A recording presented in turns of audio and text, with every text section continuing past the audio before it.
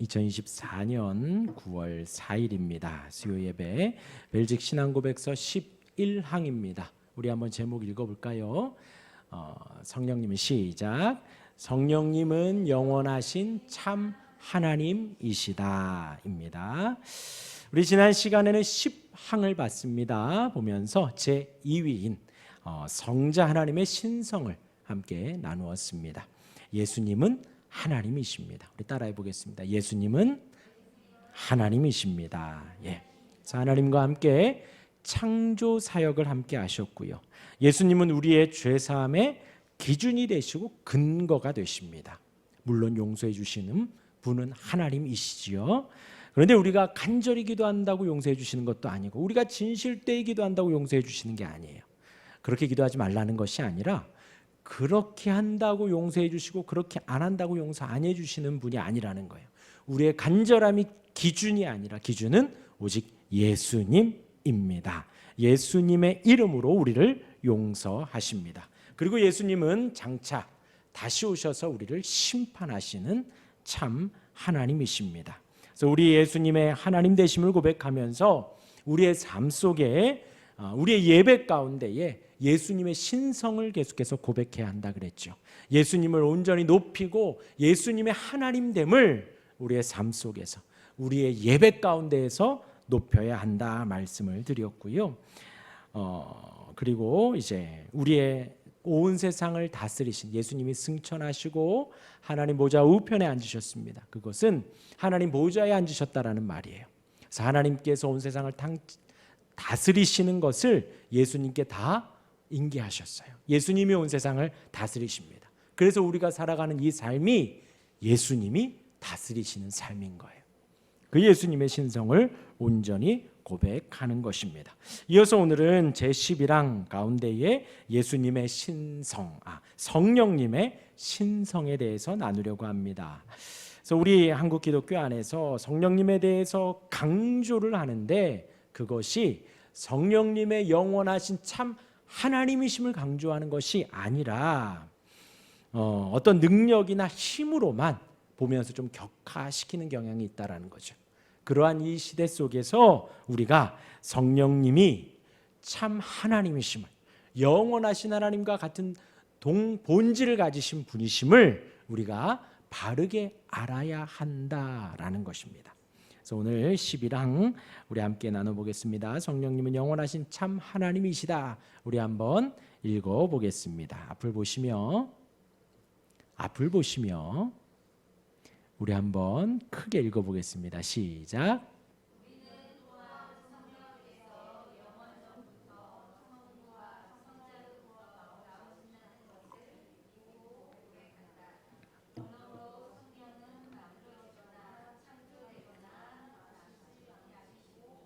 단지 성부와 성자로 나온 순서에 있어서 성령은 성삼위 하나님 중 세 번째 위격이십니다.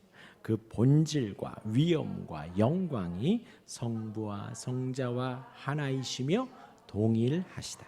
그러므로 성령은 성경이 우리에게 가르치는 대로 영원하신 참 하나님이시다.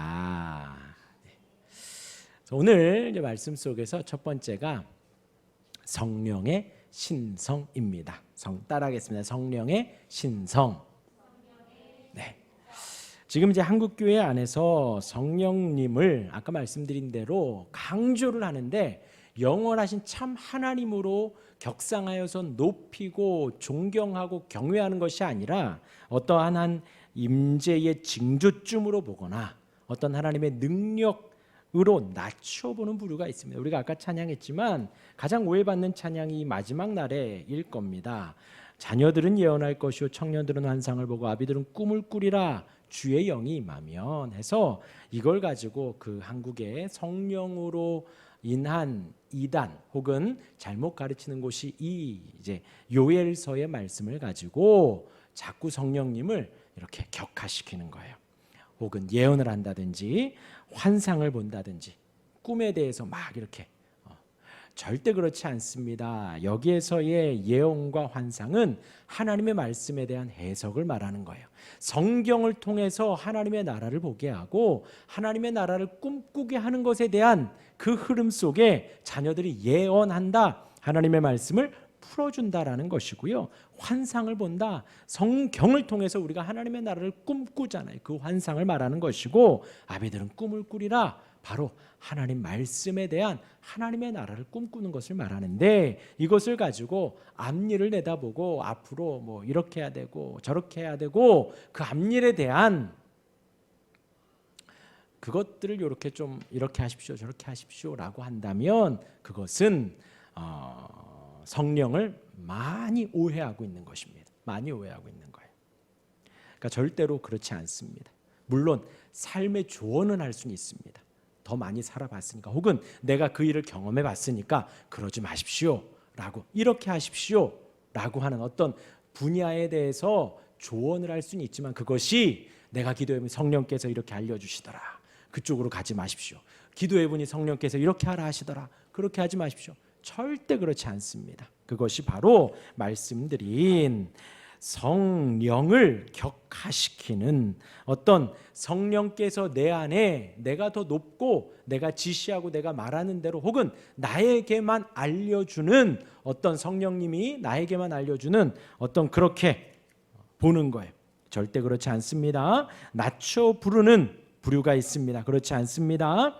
성령님은 영원한 하나님이십니다. 혹은 어떤 부류 가운데 방언을 하는 것이 뭐 구원의 증표가 되고, 구원받은 사람들은 방언을 꼭 해야 된다, 그렇게 주장하는 곳도 있기도 하고, 뭐 성령의 불러 하면서 같은 단어를 계속해서 반복하며 기도하고 뭔가 체험을 막 강요하는 부류도 있습니다. 절대 그렇지 않습니다. 제가 예전에 갔던 곳은 성령 춤을 추더라고요. 그래서 이렇게 의자가 없이 다 바닥인데요, 음악이 나오니까 다 일어나서 춤을 추시더라고요. 근데 뭐 하나님을 우리가 뭐 율동도 하고 하는데 춤추는 거 뭐라 하겠습니까? 근데 그게 성령 춤이라는 거예요. 예, 그렇지 않습니다. 그렇지 않습니다. 물론 춤추면, 다윗도 춤추며 하나님을 찬양했는데요, 춤추는 게 뭐가 문제겠어요? 우리가 하나님을 높이는 데 있어서 온 마음으로 온 몸으로 높이는 게 뭐가 문제겠어요? 근데 성령의 임함의 증거라고 그렇게 가르치는 거예요. 여러분 웃지 마십시오. 그리고 심지어 어떤 것까지 맞냐면, 성령의 불 하니까 쥐새끼가 죽었대요. 어떤 예배당에 누워 있는데 쥐직쥐직 쥐가 막 왔다 갔다 하는 소리가 들려서 이분께서, 이 성령의 능력이 충만한 이분께서 성령의 불 하고 외쳤더니 전기가 나가서 그 쥐가 죽었답니다. 예, 책에 그렇게 썼대요. 그리고 그 책이 한때 많이 기독교 서점에 배포가 되고 많이 팔렸다 그래요. 예, 절대 아닙니다. 성령님을 하나님으로 보지 않는 거예요. 성령님을 자기가 주장할 수 있는, 물론 성령님이라고 합니다. 그런데 그 성령님을 좌지우지하는 게 누구라? 나라는 거예요. 내가 이렇게 하면 쥐도 죽고, 내가 이렇게 하면 성령춤도 추고, 이렇게 하면 예언도 하고, 심지어 이 예배를 지금 하나님께서 생중계로 보고 계시대. 유튜브로 지금 전 세계에 송출되는 것은 거짓이 안, 지금 우리 예배가 전 세계로 송출되고 있습니다. 유튜브로. 보는 사람은 두세 명 되겠지만 그것은 사실인데, 지금 하늘나라 뭐 예수님이 바울과 베드로와 함께 이 예배를 중계하고 있다고 그렇게 이야기를 하더라고요. 성령님이 그렇게 내가 이용하고 부리는 영으로 보고 있다라는 거예요. 절대 그렇지 않습니다. 절대 그렇지 않습니다. 성령님은 하나님이시라고 했어요. 예수님이 승천하시면서 아버지와 아들과 성령의 이름으로 세례를 주라 했지요. 아버지 성부 하나님과 성령 하나님을 지금 동급으로 본질 가운데 같게 예수님이 말씀하시고 올라가신 거예요. 삼위의 성부 성자 성령이 동일한 본질을 가지신 하나님임을 예수님이 직접 그렇게 증거하고 우리에게, 제자들에게 가르쳐 주셨다라는 거예요. 성령의 신성에 따라 첫 번째, 성령이 하나님으로 불리고 있습니다. 한번 A 읽어보겠습니다. 시작. 성령이 하나님으로 불리고 있습니다. 그래서 시편 139편 7절에 보면요, 제가 읽어드립니다. 내가 주의 영을 떠나 어디로 가며 주의 앞에서 어디로 피하리이까. 구약이에요. 구약에 다윗이 지금 이렇게 고백을 하고 있습니다. 내가 주의 영을 떠나 어디로 갑니까? 그리고 이제 8절에 이렇게 고백합니다. 내가 하늘에 올라갈지라도 거기 계시며 수월에 내 자리를 펼지라도 거기 계시나이다. 좀 풀어드리면 내가 천국을 누릴 때에도 성령 하나님 함께 계시고 내가 지옥과 같은 괴로움 속에도 성령 하나님 나와 함께 계신다라고 하는 거예요. 다윗이 지금 이제 아직 구약인데요, 성령님이 하나님의 영이신 그분이 다윗을 위로하고 계시고 힘을 주시고 이끌어 가시고 함께하고 계시다. 스골 가운데, 지옥 가운데에서도 하나님이 함께 계시다라는 것을 다윗이 고백을 하는 거예요. 성령님이 어디에나 계신다라는 거예요. 어디에나. 그리고 사도행전 5장 3절과 4절의 말씀에 보면요, 베드로와 아나니아와 삽비라 아시죠? 밭을 팔아서 하나님께 바치는 장면입니다. 이들의 밭을 판값에 얼마를 속입니다. 이때 당시에 이제 초대교회에 모두가 다 재산을 가져와서 필요를 따라 나누어 주었어요. 필요를 따라. 그러니까 이 사람이 저 사람에게 이게 필요할 것 같다 해서 집에 있는 것을 해가지고 이렇게 나눠줬습니다. 그리고 그렇게 많이 가지고 온 사람은 또 교회에서 약간 존경을 받기도 했습니다. 그러니까 아나니아와 삽비라가 자기도 그렇게 하고 싶어서 판값을 다 바치겠습니다 하고 밭을 정리를 한 거예요. 그런데 가지고 오면서 얼마를 숨긴 거죠. 그러자 베드로가 이르되 아나니아야, 어찌하여 사탄이 내 마음에 가득하여 내가 성령을 속이고 땅값 얼마를 감추었느냐? 땅이 그대로 있을 때는 내 땅이 아니며 판 후에도 내 마음대로 할 수가 없더냐? 어찌하여 이 일을 내 마음에 두었느냐? 사람에게 거짓말한 것이 아니요 하나님께로다라고 했어요. 그러니까 지금 베드로가 뭐라고 하냐? 너는 지금 하나님께 거짓말했다라고 하면서 초반에 내가 성령을 속이고, 그러니까 성령과 하나님을 지금 같이 베드로가 말을 해주고 있는 거예요. 그러니까 여기에서 바치지 않아서 아나니아와 삽비라가 죽은 게 아니에요. 절대로. 거짓말했기 때문에, 성령을 속였기 때문에 하나님의 감동에 따라 전부를 바친 것이 아니라 속여서 내가 이것을 다 가져왔습니다라고 했기 때문에, 아니면 내가 이만큼을 다시 빼놨고 이만큼만 가지고 왔습니다라고 했어도 아마 괜찮았을 거예요. 그런데 속인 거죠. 이 다 가지고 왔습니다, 다 바친 겁니다 하는 거죠. 베드로가 지금 그 사도행전 5장 3절 그 이하에서 성령님과 하나님을 같이 동일시 하고 있는 장면입니다. 성령님이 참 하나님이신 거예요. 그리고 예수님 승천하시면서 28장 20절에, 마태복음 28장 20절에 내가 너희에게 분부한 모든 것을 가르쳐 지키게 하라. 볼지어다 내가 세상 끝날까지 너희와 항상 함께 있으리라. 예수님이 승천하시면서 이제 성령을 보내시겠다라는 거예요. 예수님은 승천하시면 지금 이 땅에 예수님이 함께 하시지 않으세요. 하나님 보좌에 앉아 계십니다. 그리고 우리와 함께 하시는 분이 바로 성령님이시지요. 근데 예수님이 약속하신 거예요. 내가 너희와 항상 함께 하리라. 그리고 누구를 보냈다고요? 성령을 보냈다고요. 같은 하나님이신 것을 예수님이 지금 올라가시면서 제자들에게, 그리고 저와 여러분들 우리에게 말씀을 하시는 거예요. 그렇게 예수님은 성령이 하나님으로 불리고 있고요. 이제 두 번째입니다. B, 함께 읽어볼까요? 성령님이 시작. 성령님이 하나님의 언제 어떤 사역을 했다고 성령님이? 창조 사역. 창세기 1장 2절에 보면요. 땅이 혼돈하고 공허하며 흑암이 깊음 위에 있고 하나님의 영은 수면 위에 운행하시니라. 지금 언제예요? 창세기 1장 2절이에요. 창조가 아직 안 된 거예요. 근데 성령님이 지금 운행하시며 다스리시고 통치하고 계시다라는 것입니다. 온 세상을, 하늘과 땅을, 바다와 또 해와 달과 별들과 동물들을 만드시기 전부터 성령 하나님 함께 하시며 성부 하나님이 빛이 있으라, 해와 달과 별이 있으라, 무 땅이 있어라 그렇게 명령하실 때에 성령 하나님 창조 사역 속에 성부 하나님과 함께 하시며 다스리셨다라는 거예요. 그리고 시편에도 나옵니다. 시편 33편 6절에 보면요, 여호와의 말씀으로 하늘이 지음이 되었으며 그 만상을 그의 입 기운으로 이루었도다. 시편 33편 6절인데요, 여기에서 그의 입 기운이 호흡, 생명, 영, 생각이라는 뜻이에요. 그래서 성령과 같은 의미의 단어입니다. 곧 여호와의 말씀이 말씀으로 하늘이 지음이 되었고 그 만상을, 온 세상의 모든 것들을 그의 입의 기운으로, 성령으로 이루었도다라는 뜻이에요. 그러니까 성부 하나님이 성령님과 함께 온 세상을 같이 창조하였다라는 것을 창세기에서도 시편에서도 이렇게 증거하고 있는 것입니다. 그리고 이어서 재창조. 무슨 말이냐면요, 시편 104편 30절에 보면 주의 영을 보내어 그들을 창조하사 지면을 새롭게 하시나이다. 지면을 새롭게 한다는 거예요. 이제 지금 여기 꼼꼼해서 안 보이지만 낮에 보면 푸릇푸릇하잖아요. 지금 여기 공터가 밀림이 됐어요. 이렇게 풀이 막 올라오던 게 거의 나무만큼 자랐습니다. 이렇게 저희 키까지 막 자랐어요.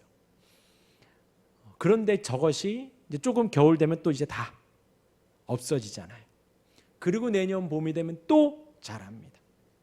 지금 여기도 이렇게 좀 얘가 이발을 했거든요. 막 무성했었는데 착착착 가위로 잘랐어요. 그랬더니 또 싹이 올라와요. 그런데 이것을 세상 사람들은 광합성을 하고 영양분을 주니까 자란다고 하지만 우리는 뭐라 그래요? 성령께서 나게 하신다라는 거예요. 그들을 창조하사 지면을 새롭게 한다. 성령께서 해마다 새롭게 씨를 심고 싹이 나고 새로운 봉우리를 맺게 하심으로 창조물을 새롭게 하는 거예요. 왜요? 날아가는 새도 하나님이 먹이시고 입히시고 지키시는 거예요. 그들은 집도 없는데, 먹을 것도 없는데, 저장해 놓지도 않은데 하나님이 키워가시잖아요. 약간 사설이지만 얼마 전에 저희 어머니 댁을 갔는데 어머니 화분 잘 키우시거든요. 화분을 이렇게 앞에 이렇게 베란다가 아니라 이렇게 있잖아요. 요만큼 난 거에다가 발코니에다 이렇게 놨어요. 거기서 씨가 떨어졌나 봐요. 1층에 똑같은 꽃이 폈더라고요. 1층 밑에도 아스팔트인데 그 사이사이에 어떻게 들어가가지고 꽃이 이렇게 올라왔어요. 너무 신기하더라고요. 근데 더 많이 폈었는데 그 밑에 집 사람이 잘랐대요. 꽃이 피고 새순이 올라오고 푸릇푸릇하게 올라오는 것을 성령님께서 다시 싹이 나고 봉우리를 맺게 하심으로 창조물을 새롭게 하시는 것입니다. 온 세상을 지금 하나님께서 성령으로 다스리고 계시다. 그러니까 우리에게 온 세상에 하나님이 가득합니다가 좀 체감되지 않나요? 그냥 단순히 우리가 삶을 살면서 뭔가 좀 마음이 뜨겁고 그럴 때만 성령님이 함께 하시는 것이 아니라 지금 만상을 이루시고 이끌어 가시고 만들어 가시며 나게 하시고 자라게 하시는 그 모든 것이 하나님이신데 성령님이 지금 우리 이 땅 속에 역사하고 계시다라는 거예요. 그리고 이제 창조사역의 관계를 하셨는데 재창조라고 하면 우리에게 있어서도 거듭남을 말할 수 있잖아요. 요한복음 3장에 예수님과 니고데모의 대화가 나옵니다. 예수께서 대답하여 이르시되 진실로 진실로 내게 이르노니 사람이 거듭나지 아니하면 하나님의 나라를 볼 수 없느니라. 밤중에 찾아온 니고데모에게 예수님이 혼을 내시면서 하시는 말씀이죠. 거듭남에 대해서. 그러니까 니고데모가 말합니다. 이렇게 컸는데 어떻게 다시 날 수 있습니까? 다시 모태에 들어갔다 나와야 됩니까? 엄마 뱃속에 다시 왜냐하면 거듭남이라고 이야기를 하니까 다시 태어나야 된다라고 하니까 엄마 뱃속에 다시 들어갔다 나와야 됩니까? 니고데모가 재차 질문을 하자 예수님이 사람이 물과 성령으로 나지 아니하면 하나님의 나라에 들어갈 수 없다. 그리고 혼내셨지요. 너는 성경 교사이면서도 그것도 모르냐? 아까도 말했잖아요. 다윗도 아는 거예요. 구약의 다윗도 아는데 너는 이스라엘의 성경 교사이면서도 왜 그것을 모르냐? 예수님이 따끔하게 혼내셨지요. 우리를 거듭나게 하시는 분이, 다시 태어나게 하시는 분이 성령님이시라는 거예요. 우리 아까 찬양한 대로 마지막에 성령이 오셨네, 성령이 오셨네. 내 주에 보내신 성령이 오셨네. 그 성령께서 누구에게 오셨어요? 나에게 오셨다라는 거예요. 허무한 인생 속에 억눌린 자 가운데 죽었던 내 인생 속에 친히 찾아오셔서 하나님의 나라를 꿈꾸게, 천국을 꿈꾸며 살 수 있게 인도해 주셨다라는 거지요. 이 거듭남은 성령으로 말미암은 것입니다. 그리고 이제 제가 이렇게 있어 보니까요, 성령의 역사인데 어떠한 성령의 역사냐? 말씀을 통한 성령의 역사라는 거예요. 이게 빠지면 안 되겠더라고요. 아까 말한 대로 어떤 성령을 오해하게 되면 아까 막 예언도 하고 꿈도 꾸고 뭐 막 이상한 게 나오잖아요. 말씀이 안 나온 것들이에요. 말씀을 통해 성령의 역사로 다시 거듭나야 합니다. 그러니까 성경을 보면서 우리의 인생 속에 하나님 알려주십시오. 깨닫게 하십시오. 하나님께서 말씀해 주시고 깨닫게 하시고 성경을 통해서 하나님을 볼 수 있게 성령이 인도해 주신다라는 거예요. 그리고 이제 세 번째, 성령님은 하나님과 같은 영광을 받으십니다. 그래서 고린도후서 13장 13절에 주 예수 그리스도의 은혜와 하나님의 사랑과 성령의 교통하심이 너희 무리와 함께 있을지어다. 축도죠, 축도. 예배가 끝날 때 하는 삼위일체의 하나님을 함께 선포하는 거예요. 성부 하나님의 사랑과 예수님의 은혜와 성령님의 교통하심이 우리 가운데 함께 하심이 함께 있을지어다. 이렇게 하나님과 같은 영광을 성령께서 받으십니다. 그리고 두 번째입니다. 성령님의 신성을 고백함으로 누리게 되는 우리의 유익. 먼저 성령께서 예수님을 알려주십니다. 이 부분에 있어서는 요한복음에 아주 자세히 나옵니다.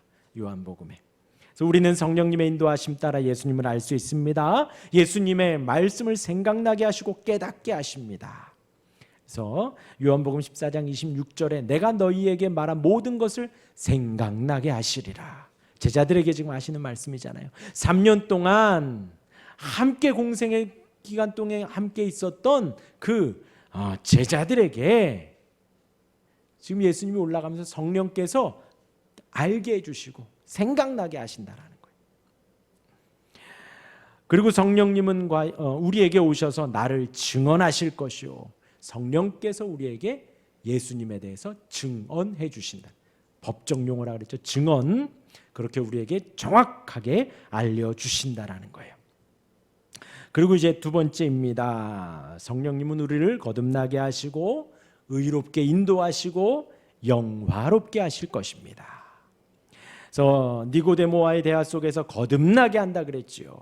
그리고 이어서 우리를 구원의 길로 인도하시는 분이 바로 성령 하나님이십니다. 로마서 8장 27절에서 30절까지의 말씀을 보면요, 27절이 이래요. 마음을 살피시는 이가 성령의 생각을 아시나니 이는 성령이 하나님의 뜻대로 성도를 위하여 간구하심이니라. 성령께서 우리 안에 성도를 위해서 간구하신다라는 거예요. 우리가 알거니와 하나님을 사랑하는 자 곧 그의 뜻대로 부르심을 입은 자들에게는 모든 것이 합력하여 선을 이루느니라. 하나님이 미리 아신 자들을 또한 그 아들의 영상을 본받게 하기 위하여 미리 정하셨으니 이는 그로 많은 형제 중에서 맏아들이 되게 하려 하심이라. 8장 30절입니다. 또 미리 정하신 그들을 부르시고 부르신 그들을 의롭다 하시고 의롭다 하신 그들을 또한 영화롭게 하셨느니라. 성령께서 우리를 그렇게 인도하신다는 거예요. 단순히 거듭나게 하시는 것으로 끝나는 것이 아니라 우리를 부르셨습니다. 오늘 새벽에 나눴어요. 예수님이 제자들을 부르셨어요. 제자들이 어떻게 했죠? 저 아버지 조금만 뵙고 갈게요 했나요? 그렇죠. 바로 갔습니다. 제자들이 대단한 건가요? 아니에요. 예수님의 신성이 드러나는 거예요. 하나님께서 아브라함에게 고향과 친척 아비집을 떠나라고 했습니다. 아브라함이 잠깐만요 했나요? 아니요. 아브라함이 곧장 떠났습니다. 왜요? 하나님이 아브라함에게 이르시되 하니까 바로 갈 수밖에 없는 거예요. 성령께서 우리를 부르셨습니다. 예수님이 제자들을 부르셨을 때 바로 가는 거예요. 성령께서 우리를 부르십니다. 우리가 머뭇머뭇할 수 있을까요? 아니요. 우리가 바로 갑니다. 아멘합니다. 아멘합니다. 하갈이 사라가 괴롭히니까 하갈이 나왔어요. 하갈은 임신했고 사라는 임신을 못했잖아요. 하갈이 임신하고 사라를 괴롭혔습니다. 그러니까 사라가 막 힘들잖아요. 임신 못하는 것도 힘든데 종이 자기를 괴롭히니 하갈을 내쫓습니다. 하갈이 도망치다가 나가다가 이제 죽을 것 같아서 울고 있으니까 하나님이 찾아가셔서 사라의 여종 하갈아 가서 수아에 복종해라 한마디 하자 하갈이 그냥 일어나서 눈물 닦고 다시 사라 밑으로 가는 거예요. 하나님의 음성은 성령의 인도하심은 우리를 그렇게 이끌어 가시는 거예요. 아까도 우리 찬양했잖아요. 허무한 인생 깊은 한숨 억눌리고 갇히고 자유함이 없는 우리의 인생을 건져주시는 성령님께서 우리를 거듭나게 하시고 부르시고 의롭다 하시고 영화롭게 하기까지 우리를 이끌어 가시는 거예요. 우리는요 그렇게 거룩하게 살아가는 성화는 간혹 착각해요. 예수님 우리를 위해서 용서해 주셨지, 그리고 성령께서 우리를 거듭나게 하셨지, 이제 의롭게 살아가는 건 우리가 어떻게 해야 돼 라고 우리는 살다가 착각을 한단 말이에요. 그렇지 않다. 하나님이 아브라함을 부를 때와 같이, 예수님이 제자들을 부를 때와 같이, 하갈에게 다시 들어가라고 하신 것과 같이 성령 하나님과 동일한 능력과 권능을 가진, 위엄을 가진 그분이 우리를 부르시고 우리를 이 신앙의 생활로 한 걸음 한 걸음 이끌어 가시는 거예요. 우리가 어떻게 할 수 있을까요? 우리가 하나님과 타협할 수 있을까요? 하나님 요거는 좀 있다가 지금 내가 가겠습니다. 아니요. 1년 후에 날 부르세요. 그럴 수 있을까요? 아니요. 우리의 인생 속에 찾아오셔서 우리를 부르신 하나님 앞에 우리는 고향도 버리고 바로 갈 수밖에 없고요. 그물을 버려두고 아비를 뒤로 하고 성령 하나님을 따라 나설 수밖에 없습니다. 동일한 하나님의 영광이라니까요. 성령께서 내 안에 나로 하여금 그 영광의 길을 가게 하시는 거예요. 하나님의 나라를 꿈꾸며, 이원론적으로 생각하시면 안 돼요. 그냥 죽으면 가는 그 천국만을 꿈꾸며 가는 것이 아니에요. 이 땅에서의 천국을 꿈꾸는 것입니다. 서로 보듬어주고 서로 위로하고 사랑하고 서로 찬양하고 말씀을 나누며 은혜 충만한 이 땅에서의 하나님의 나라도 꿈꾸며 우리가 걸음 나아가는 것입니다. 얼마나 감사한지요. 성령께서 우리를 부르실 때에 우리를 의롭다 하시고 영화롭게, 성화는 이 땅에서 이루어가는 거고요, 영화는 영화로운 완벽한 거룩함을 이루어가는 거예요. 그렇게까지 우리를 이끌어 가신다는 거예요. 사실 한때 제가 이게 너무 신기했습니다. 우리를 거룩하게 이끌어 가신대요. 영화롭게 하신대요. 죄가 없는 상태입니다. 영화는요. 그렇게 성령께서 우리를 인도해 가신다라는 거예요. 얼마나 놀라운가요? 우리 예수님 요한복음 13장에서 제자들을 발을 씻길 때에 13장 1절이 이렇게 말합니다. 자기 사람들을 사랑하시되 끝까지 사랑하시니라. 그리고 바울은 빌립보서 1장 6절에서 이렇게 말합니다. 너희 안에서 착한 일을 시작하신 이가 그리스도 예수의 날까지 어떻게 한다고요? 이루실 줄을 우리는 확신하노라. 성령께서 우리의 신앙을 끝까지 지켜주시고 주님 다시 오실 때까지 인도해 주실 것입니다. 또 이것을 다른 말로 하면 견인이에요. 성도의 견인. 끝까지 인내하게 한다. 견디게 하신다라는 거예요. 정리합니다. 성령님께서 우리에게 말씀을 생각나게 하십니다. 말씀을 가르쳐 주시고 이해하게 해주십니다. 예수님을 알려주시고 구원하시고, 구원해 주신 게 거듭난 끝이 아니라 거룩하게 하시고 그 구원을 끝까지 이루십니다. 성령께서 하나님이시라는, 하나님이셔서 우리를 그렇게 이끌어 가시는 성령 하나님이신 거예요. 그래서 제가 이제 책들 쭉 보니까요, 성령님이라고 하래요. 그냥 단순히 표현만 하는 게 아니라 내 마음 안에서 우리가 예수님, 하나님 하듯이 성령님 하고 극존칭을 쓰라고, 그곳에서부터 시작하는 거라 하더라고요. 성령께서 성경의 저자이십니다. 성령께서 만물의 창조주이십니다. 그 성령께서 우리 가운데 역사하셔서 거듭나게 하시고 우리의 마음 속에, 우리의 영혼 속에 함께 하십니다. 얼마나 영광스러운지요. 우리가 생각하는 것보다 더 가까이 계십니다. 할렐루야. 우리 기도하겠습니다.